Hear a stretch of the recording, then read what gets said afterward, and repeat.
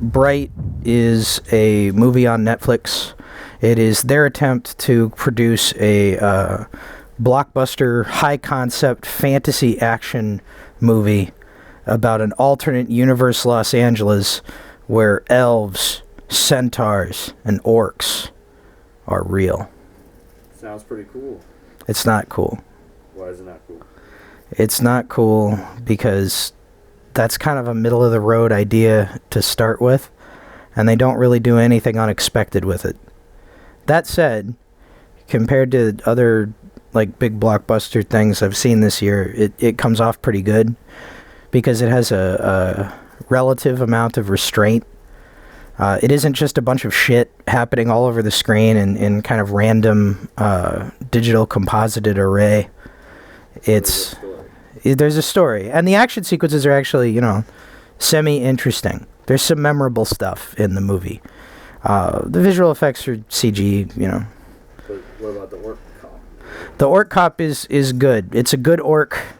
It's a good cop. The film should have been called Orc Cop. It was like practical effects, right? I mean, like his face, I've seen a couple of the posters and stuff like that. It looks like it's a... Yeah, it's a practical. And the thing is, they give the orcs, like, they're modeled. Their skin is modeled. Which is, that's a decent enough take on it. And it would prevent them from being read as direct, just like black people. Which I think everybody, going into the movie, everybody's sort of on their toes in one direction or the other. And a lot of people are, like, offended already. The guy in IndieWire called it toxic. Because, like, naturally you're going to assume that the orcs are just black people and that the elves are Jews.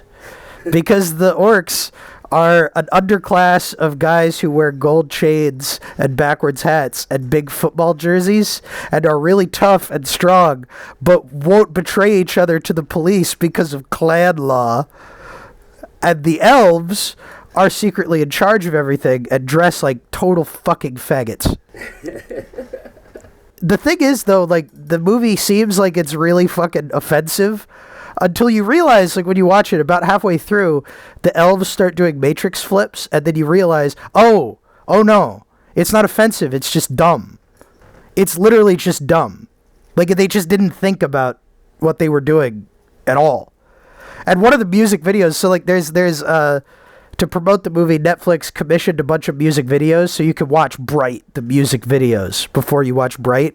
And one of them is literally just, like, I don't know, this fucking white rapper guy named Mississippi Kevin or some shit, rapping about how hard his life is, but how it's like, I gotta maintain on my fucking grind, I gotta maintain on my hustle. And the video is just him going to a bunch of different neighborhoods. Goes to a white neighborhood, everybody's fucking cool with him. He goes to a black neighborhood, and they're even more cool with him. And, like, he's playing chess with the old man black guy, and all the young black guys are looking on and being like, damn, this guy's my friend, and I agree with what he has to say. And then he goes to a bunch of orcs' house. And there's fucking party orcs, and they're grilling, and they're watching football together, and they're cheering, and they're fucking drinking beer, and it's like, yeah, I'm cool with everybody. I'm cool with blacks, I'm cool with whites, I'm cool with orcs. And it's like, that's fun. That's a good, that's fucking, I'm glad that exists. Okay? Yeah. Yeah, so that's the thing about Bright, is like, fucking none of the blockbusters I saw this year gave me that feeling. Which is the feeling you're supposed to get out of a blockbuster. It's like, we all saw Blade Runner, but we also all know why Blade Runner tanked. Because it's like, people do not go to big blockbuster movies. And, like, Blade Runner is a blockbuster special effects action movie. They have all those dumb fights in it now. Like, even the original is basically, it's in that sort of wheelhouse. So all the nerds loved it, but people don't go to these movies to reflect on the human condition. People go to these movies to see shit like that. I'm not watching Wild Wild West because I expect incisive social commentary. I'm watching Wild Wild West because I want to see big fucking Will Smith make a wisecrack and then, like, make an alien eat his nuts. Which is one thing about this movie, is it's kind of Will Smith's Gran Torino.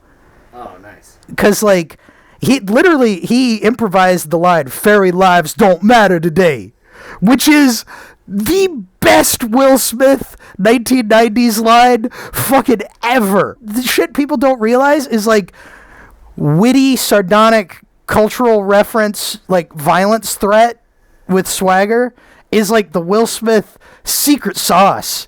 And he's been making like movies that are a little bit too highbrow for that, or a little bit too lowbrow, or what. I mean, you know, Pursuit of Happiness was okay. Everybody loves Hitch. But, you know, Bad Boys Will Smith would say shit like that. And it starts the movie off where there's a bunch of, like, his neighbors are watching him swat this fairy. And then he goes back into his house and he says to his neighbors, y'all keep doing your gangster shit. I'm just trying to sell my house. What's up? And it's like, even that is so Will Smith, because that's what, in the 90s, that was his, like, fucking public persona is, yeah, I'm a black dude and I'm fucking hip and I'm cool and I'm tough, but I'm just a guy trying to make it. And, like, I believe in American success. Like, if you work hard in this country, you do well for yourself, you know, brush your teeth every day, kids. Men in Black, they put them on the firing range. They're shooting the alien guns. All the other police officers, the most elite in the world, that are training for that are in the running for the MIB program, they kill the aliens.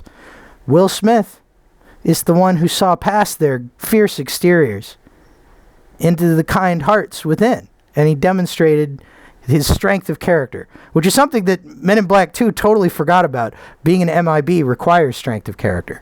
It's like Tommy Lee Jones never talked to his fiancée again because he recognized the importance of maintaining the secrecy of alien contact with the Earth. A moral stand that seems to have been totally forgotten in today's reckless culture of disclosure. Men in Black's a great movie. People talk shit. That's the other thing. Will Smith would do themed rap videos for every one of his movies. And I know that this is like the whitest bread shit to admit in the world, but like I love that shit. I still listen to Wild Wild West, because Wild Wild West is like the music video for Wild Wild West, not the movie, but the music video is like the peak of 1990s pop cultural decadence. It's like a black man dressed as a hip leather cowboy fighting, you know, and it's not, and I don't mean that like it's this big racial statement. It's like American cool. It's like when Britney Spears danced in front of the fucking malt shop because it was Pepsi's Generation Next. It's that kind of image. It's like America still styling after all these years. And look, we've got some new friends and they're black. And they could be here too. They were slaves back then, not anymore. Now he's the coolest guy at the party. And like, and Will Smith is not like holding up a fucking fist or anything. He walks into the ballroom in there. He does the Michael Jackson quick change from black to white. Like they literally just do Smooth Criminal.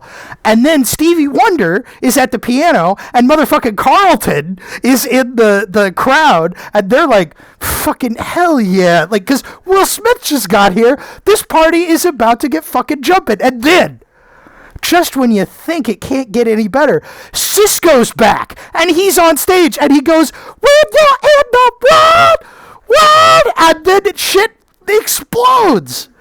You would never make that now, because it's like, I mean, of course it's stupid, okay? And it's corporate, and it's like trying to sell you on an ideal that may not be real. I mean, of course it's not real. It's an ideal. It's trying to sell you on an ideal. It's idealistic. It's expensive. It's fucking grotesque in some ways. It's like if you really want to think about, you know, if looking at a cowboy hat makes you think about the bloodletting that was the Civil War, then like that's terrible to you. But if looking at Cisco in fucking assless chaps dancing in the back of a robotic spider, talking about how he's about to get wicked wild, like, just fucking admit that you like things. You know, like, I understand the horror. I understand all of it. But it's like, you can't live in horror forever. At a certain point, you have to let go of all of that and just be willing to, like, to stand agog at the ridiculousness of it. Okay? Like, and that's the thing about Bright. It's not as weird as Wild Wild West or anything like that. But Will Smith is being Will Smith. And the movie has that kind of fucking blindness to it. It just doesn't care. It's not trying to make some like toxic comment about black culture. It's not that smart. It's just not that smart. They were like, well, the orcs are, you know, they dress like gangsters. That's cool, right? And then they fucking made a mask of an orc that has splotchy skin, and I'm sure there's some post on Twitter where a splotchy skin person is like, "What, you say I'm an orc, bro? You say I'm some kind of orc?" I mean, like, and if you want to go all the way back, Kid wrote a letter to Tolkien in the fucking 60s. He said, "Oh, Mr. Tolkien, what do the orcs look like? I'm ever so curious." And Tolkien wrote back, in his convivial way, and he said, "Mongolians." Like, fucking, of course, racism. It's all bad.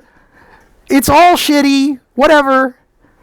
Can I just watch the orc cop movie? Because it's not like when the elves show up, they fucking do matrix flips all over the place and light up everybody with Tech 9s. And it sucks and it's embarrassing. And they have big, stupid, like World of Warcraft pointy ears. This isn't the best movie, clearly.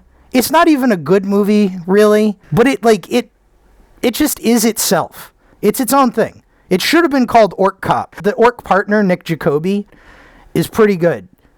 And good on that actor. I feel like he became genuinely really endeared to me by the end of the movie, which, like, I'm not saying that he's a great character. I'm just saying I connected with one character in this movie. I did not connect with Will Smith, although I did appreciate that old pissed off Will Smith was just like fucking delivering snappy Will Smith one-liners. Like, "We're not in a prophecy.